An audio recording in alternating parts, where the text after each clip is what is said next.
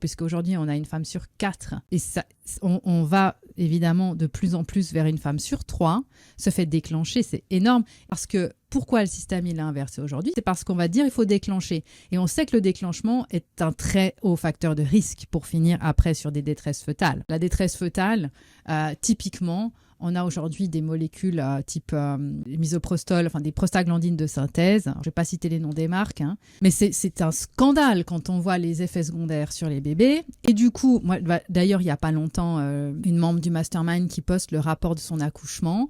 Je lis le rapport. Elle a reçu 8 fois cette molécule dans le déclenchement. Le bébé est né évidemment nécessitant une réanimation. Et après, on va lui dire, oui, mais c'est parce qu'il est resté coincé dans votre bassin, il n'arrivait pas à sortir, madame, vous n'arriviez pas à pousser bien, quoi. Et donc, cette pauvre maman, elle arrive là, dans le mastermind, deuxième bébé en projet.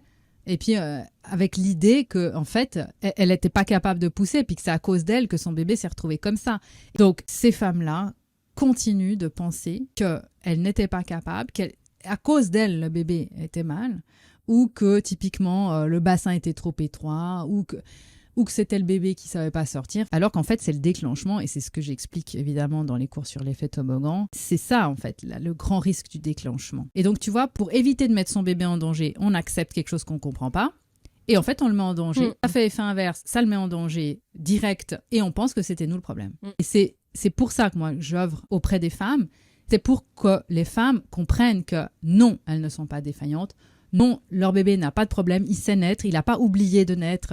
Non, c'est juste que ton bébé là, celui-là, il a eu besoin peut-être d'une semaine de plus qu'un autre parce que ses poumons n'étaient pas prêts. Parce que ça aussi, on oublie de le dire. Et donc, ça va m'éviter tout simplement d'aller à l'hôpital. Parce que l'hôpital, il n'est pas là pour un accouchement naturel. Il est là pour régler un problème s'il y a un problème. Mais pas pour les créer. Et aujourd'hui, c'est ça, quand je parle de l'inversion, c'est qu'on crée une quantité immense de problèmes qu'on vient régler à coups de médecine ou de scalpel et de molécules chimiques, et on vient dire après aux femmes, tu vois, heureusement que tu étais là, hein, parce que sinon, tu serais morte.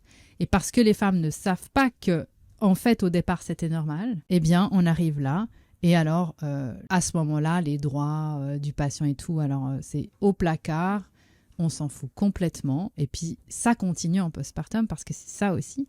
C'est que là, on a parlé de la grossesse, Charlotte, mais en postpartum, il y a aussi des choses à savoir. Est-ce que c'est normal que mon bébé perde X de poids ou pas?